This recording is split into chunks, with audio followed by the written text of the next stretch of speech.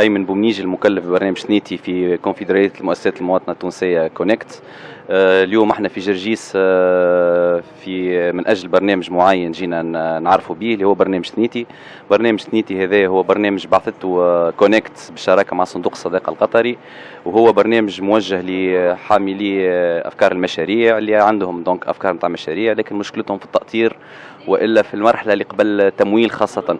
دونك الشباب هذايا نحن نحاولوا ناخذوه اون شارج، نعملوا له دونك دي سيسيون دو فورماسيون دو كوتشينغ اكومبانيومون، نحاولوا نحضروا معاه البيزنس بلان تاعو اللي هو ذا دراسه الجدوى اللي هو الدوكيمون اللي من بعد باش نجموا ناخذوا به التمويل.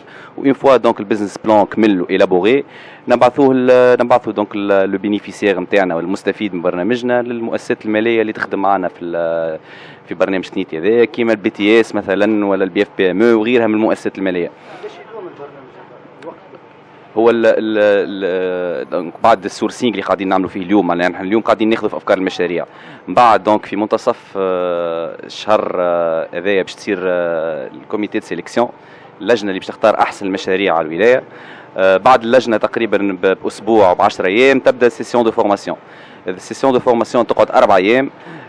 دونك خلال ال4 ايام هذوما المستثمر المطالب انه فما مجموعه من التقنيات لازم يدرب عليها ويتقنها باش من بعد ينجم يابليكيها في الكوتشينغ، وهي اللي باش تسمح له وتخول له انه يحضر دراسه المشروع نتاعو.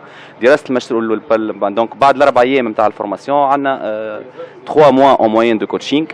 الكوتشينغ هذايا نحن نحطوا معناها في الديسبوزيسيون تاع دونك المستثمر 3 كوتش، ان كوتش فينانسي، ان كوتش ماركتينغ، وكوتش جلوبال، هما اللي باش يأطروا المستثمر ويخليوه يعاونوه باش يحرر البزنس بلان تاعو. دونك الكل اون تو تقريبا نقولوا نحن 3 اشهر تقريبا المده اللي تنجم تاخذها